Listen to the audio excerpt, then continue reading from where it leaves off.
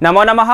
मैं दिनेश कुमार कुमावत राजस्थान सरकार और वेदांता के CSR इनिशिएटिव कक्षा में आपका हार्दिक स्वागत करता हूं, जिसके टेक्निकल पार्टनर है मिशन ज्ञान।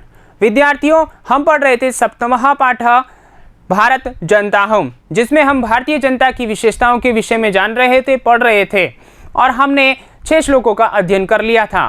विद्यार्थियों, अब हम लेकर आए हैं सप्तमः श्लोकः, अर्थात इस पाठ का अंतिम श्लोक, और इसमें हम पढ़ने वाले हैं उसी भारतीय जनता की विशेषताएं।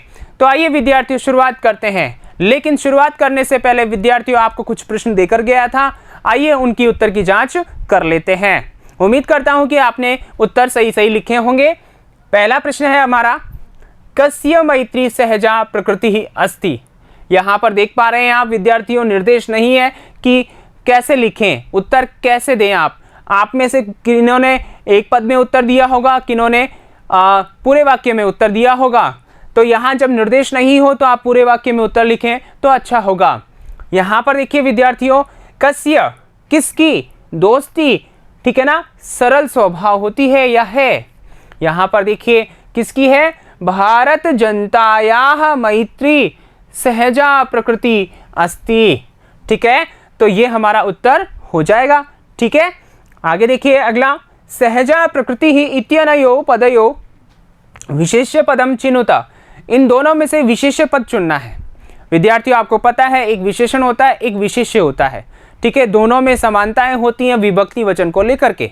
तो यहाँ पर देखिए विशेष्य पद बताना है, तो यहाँ प्रकृति जो है वो विशेष्य है और सहजा यानी कि सरल ये उसका विशेषण है। प्रकृति यानी स्वभाव, और स्वभाव कैसा है, सरल है, तो ये इसका गुण है, और गुण क्या होता है, विशेषण होता है। तो यहाँ पर हमने पूछा है, विशेष्य पूछा है, तो हमारा उत्तर क्या हो जाएगा, प्रकृति ही, ये हमारा उत्तर हो जाएगा। ठीक है, अब यहाँ पर देखिए विद्यार्थियों, अगर विशेषण पूछा होता या पूछा जाता आपसे तो आपका उत्तर होता सहजा। ठीक है, समझ में आ रहा है।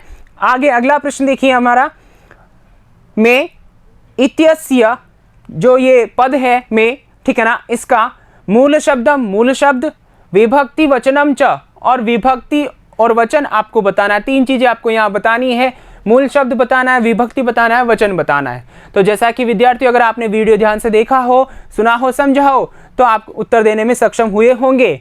मूल शब्द देखिए अस्मद है, ठीक है ना, विभक्ति है अपने पास में षष्ठी, और वचनम है एक वचनम। ठीक है विद्यार्थियों, ये आपके जो मूल्यांकन प्रश्न थे उसके उत्तर हो गए। आपने सही किया होगा ऐसी उम्मीद रखता हूं, और इसी उम्मीद के साथ आगे बढ़ता हूं। आइए विद्यार्थियों आगे चलते हैं। 7वां श्लोक है अपना, उच्चारण करेंगे, सस्वर वाचन करेंगे, आप भी कीजिए।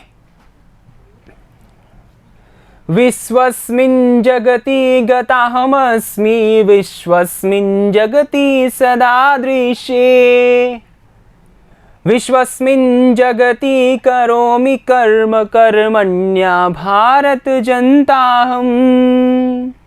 ठीक है, अब इसको और सरल तरीके से समझने के लिए आगे बढ़ते हैं कठिन शब्दार्थों की ओर। यहां पर देखिए विश्वस्मिन्, संपूर्ण, विश्वस्मिन् का मतलब क्या होता है, संपूर्ण। ठीक है, जगति का मतलब संसार में, गताहमस्मि मैं गई हुई हूं। यहां पर देखिए गता, अहम और अस्मि, यहां दीर्घ संधि है। ठीक है ना, कौन सी संधि है विद्यार्थियों, दीर्घ संधि है, यहां संयोग हुआ है, और इस प्रकार गता अहम अस्मि ये रूप बन गया है, मैं गई हुई हूं। सदा हमेशा, दृश्य दिखाई देती हूं, कर्मण्या कर्मशील, ठीक है ना, कर्मशील यानी कि कार्य करने में जो कुशल है ऐसी। ठीक है विद्यार्थियों, आइए हम वापस चलते हैं श्लोक की ओर।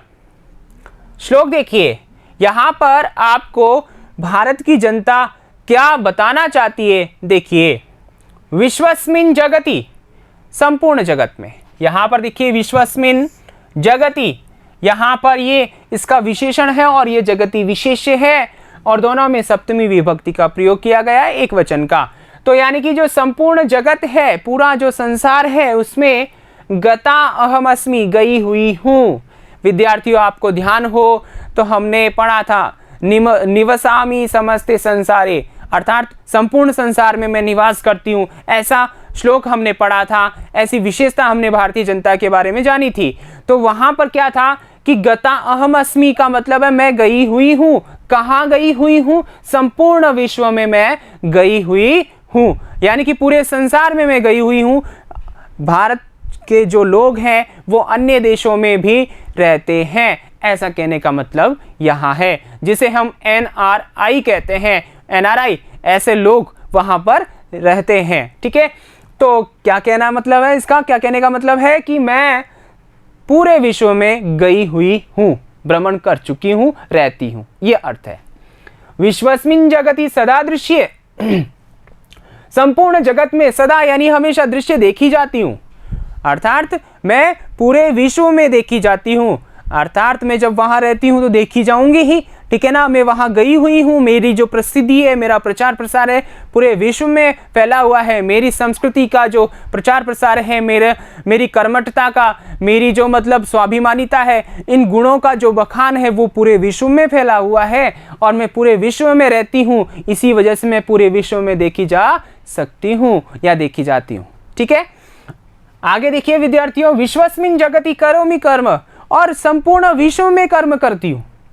कर्म, करोमि यानी करती हूं, कर्म यानी कार्य, अपना कर्म अपना कार्य मैं पूरे विश्व में करती हूं, यानी कि यहां मैंने कोई कर्म किया तो पूरे विश्व में क्या हो जाएगा? प्रसिद्ध हो जाएगा। अनेक वैज्ञानिक आविष्कार होते हैं जो पूरे विश्व में फैले हुए होते हैं, यानी कि प्रसिद्ध हो जाते हैं। और ऐसी मैं कर्मण्या कर्मशील, ठीक है, ऐसी मैं कर्मशील जो हूं, भारत जनता हूं, भारत की जनता हूं।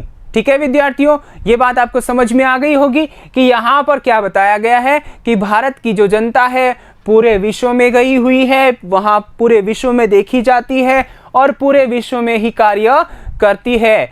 चूंकि अभी पिछले वीडियो में आपने देखा, क्या पढ़ा कि मैं पूरे संसार को मित्र भावना की दृष्टि से देखती हूँ, मित्रता की दृष्टि से देखती हूँ, ऐसा विशेषण आया था।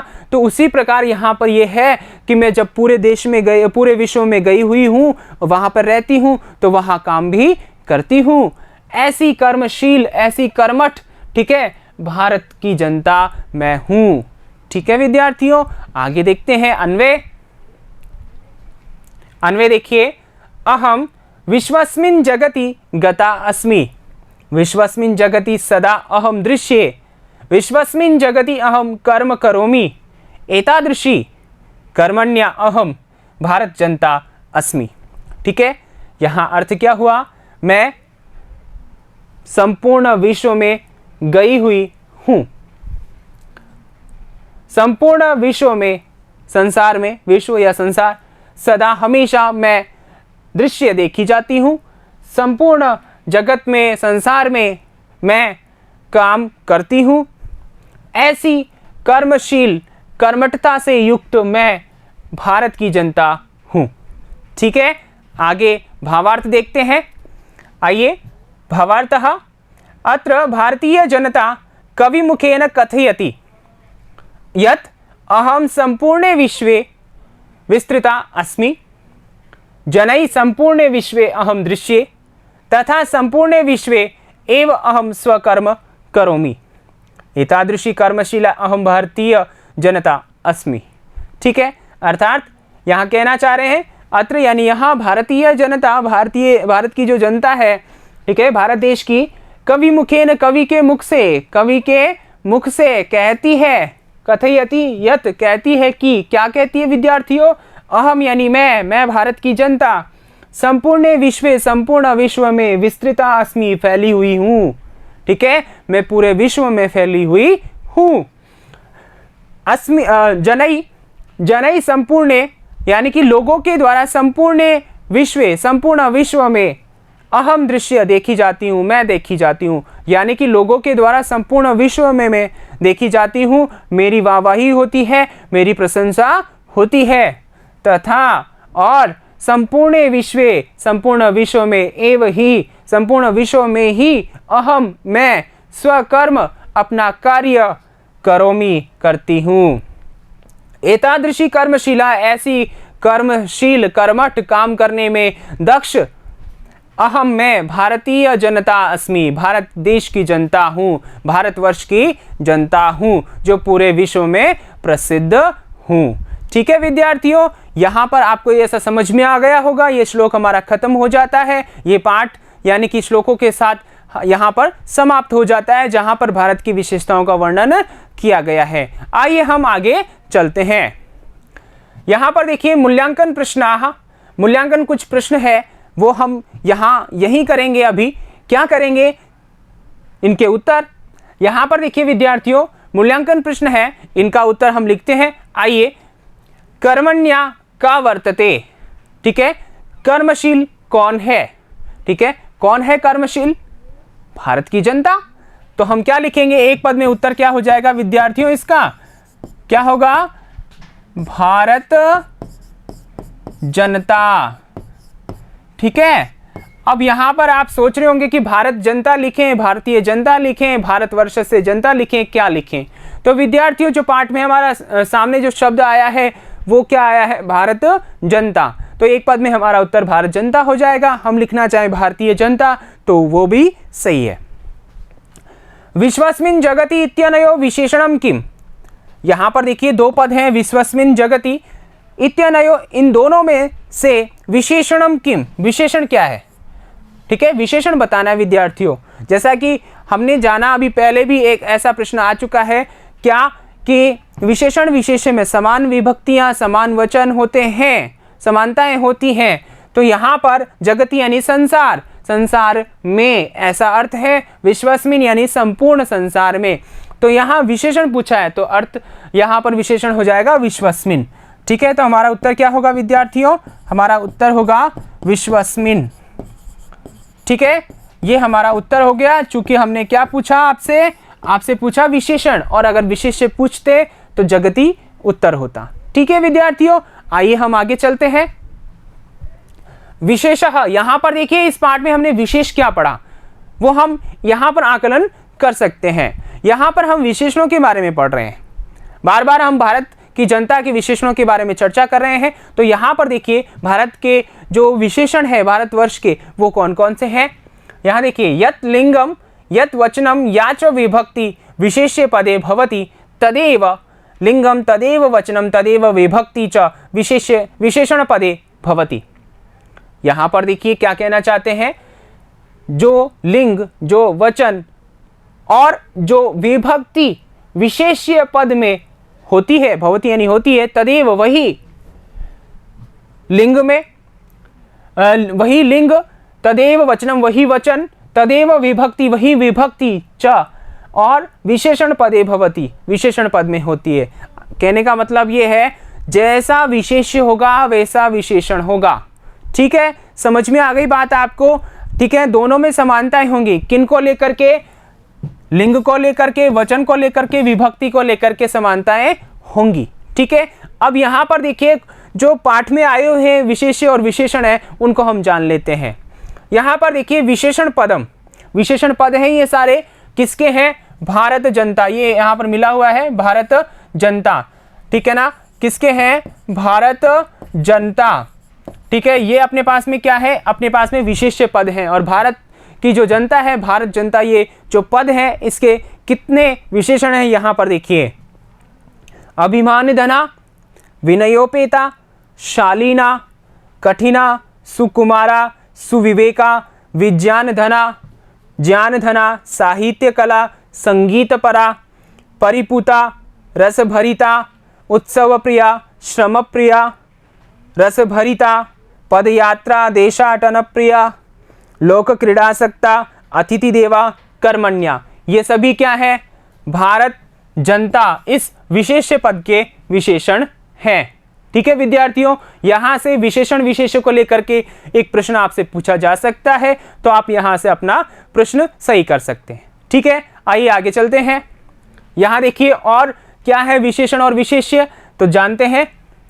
विशेषण पद और वो विशेष्य पद, समस्ते, ये विशेषण भी आपके पाठ में आया है, जिसका विशेष्य है संसारे। आपसे विशेष्य पूछे तो इधर लिखिएगा, विशेषण पूछे तो ये वाले लिखिएगा।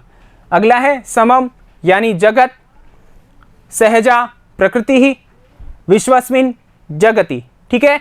यहां पर आप क्या देख पा रहे हैं, समझ पा रहे होंगे, तो समझते यहाँ सप्तमी विभक्ति का एक वचन है, यहां भी सप्तमी विभक्ति का एक वचन है, समम, ठीक है ना, ये प्रथमा का है अपने पास में। जगत, ये भी प्रथमा का है।